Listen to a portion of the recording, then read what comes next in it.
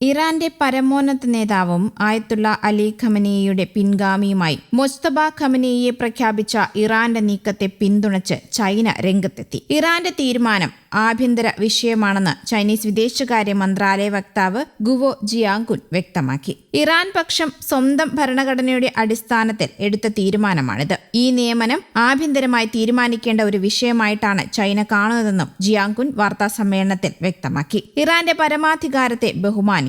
രാജ്യത്തിന്റെ രാഷ്ട്രീയ വ്യവസ്ഥയെ പുറത്തുനിന്നും പുനർനിർമ്മിക്കാനുള്ള ശ്രമങ്ങൾക്കെതിരെ മുന്നറിയിപ്പ് പുറപ്പെടുവിക്കണമെന്നും ചൈനീസ് വിദേശകാര്യ മന്ത്രി നേരത്തെ തന്നെ കൂട്ടിച്ചേർത്തിരുന്നു. ഇതിന് പിന്നാലെയാണ് മന്ത്രാലയം ചൈനയുടെ നിലപാട് വ്യക്തമാക്കി വാർത്താ സമ്മേളനത്തിൽ അറിയിച്ചത്. ഒരു വിപ്ലവം ആസൂത്രണം ചെയ്യുന്നതിനോ സർക്കാർ മാറ്റം തേടുന്നതിനോ ജനകീയ പിന്തുണ ലഭിക്കില്ലെന്നും വിദേശകാര്യമന്ത്രി കഴിഞ്ഞ ദിവസം പറഞ്ഞിരുന്നു. രാജ്യത്തിന്റെ പുതിയ പരമോന്നത നേതാവായി മുസ്തബ ഖമനേയിയെ ഇറാൻ തിങ്കളാഴ്ചയാണ് തിരഞ്ഞെടുത്തത്. കഴിഞ്ഞ ശനിയാഴ്ച ഇസ്രയേൽ സംയുക്ത ആക്രമണത്തിൽ കൊല്ലപ്പെട്ട പരമോന്നത നേതാവ് ആയത്തുള്ള അലി ഖമനേയിയുടെ മകനാണ് മുസ്തബ. വിദഗ്ധ അസംബ്ലി ഒരു നിർണായക വോട്ടിലൂടെ ഇസ്ലാമിക് റിപ്പബ്ലിക് ഓഫ് ഇറാന്റെ ആയത്തുള്ള സയ്യിദ് മുസ്തബ ഹൊസൈനി ഖമേനിയെ തിരഞ്ഞെടുത്തു. ഇറാൻ പുറത്തിറക്കിയ പ്രസ്താവനയിൽ ഇങ്ങനെയാണ് പറഞ്ഞത്. Mojtaba ഖമനേയിയുടെ നിയമനത്തെ Iran president Masoud പെസസ്കിയാനും IRGCയും Ali ലാരിജാനിയും സ്വാഗതം ചെയ്തു. മുസ്തബയുടെ നിയമനം രാജ്യത്തിന് അന്തസ്സിന്റെയും ശക്തിയുടെയും ഒരു പുതിയ യുഗത്തിന് തുടക്കം കുറിക്കുകയാണെന്നാണ് പെസസ്കിയാൻ കൂട്ടിച്ചേർത്തത്. ദേശീയ ഐക്യം ഏകീകരിക്കാനാണ് ഈ തിരഞ്ഞെടുപ്പെന്നും ശത്രുക്കളുടെ ഗൂഢാലോചനകളെ പ്രതിരോധിക്കാനായി ശക്തമായ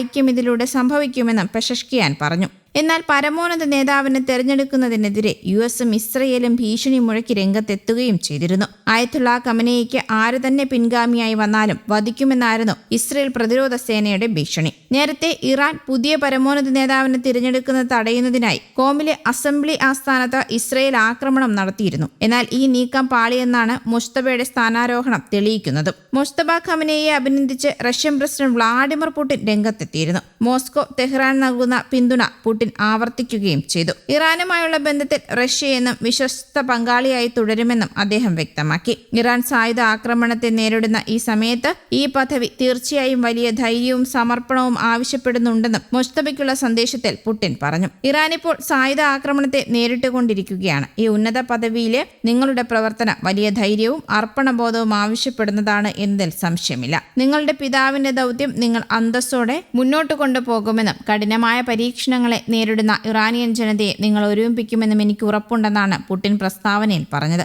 ഇറാനോടുള്ള ഞങ്ങളുടെ അചഞ്ചലമായ പിന്തുണയും ഐക്യദാർഢ്യവും വീണ്ടും ഉറപ്പിക്കാൻ ഞാൻ ആഗ്രഹിക്കുന്നു. റഷ്യയെന്നും ഇറാന്റെ വിശ്വസ്ത പങ്കാളിയായി തുടരും. നിങ്ങളുടെ മുന്നിലെ പ്രയാസകരമായ ദൗത്യങ്ങൾ പരിഹരിക്കുന്നതിൽ വിജയം നേരുന്നു. അതിനോടൊപ്പം തന്നെ നല്ല ആരോഗ്യവും ആത്മവീര്യവും ഉണ്ടാവട്ടെ എന്ന് ആശംസിക്കുന്നതായും പുടിൻ വ്യക്തമാക്കി. റഷ്യയുമായുള്ള സഹകരണം തുടരുമെന്ന് വ്യക്തമാക്കി ഇറാനും രംഗത്തെത്തിയിരുന്നു. NBC ന്യൂസിന്റെ മീറ്റ് ദി പ്രസ് പരിപാടിയിൽ നൽകിയ അഭിമുഖത്തിലാണ് വിദേശകാര്യമന്ത്രി അബ്ബാസ് അരാഗ്ചി തങ്ങളുടെ നിലപാട് വ്യക്തമാക്കിയത്. ഇറാനും റഷ്യയും തമ്മിൽ ബന്ധം ദീർഘകാലമായി ഉള്ളതാണെന്നും അതൊരു രഹസ്യമല്ലെന്നുമാണ് അരാഗ്ചി പറഞ്ഞത്. News desk Kerala Kaumudi.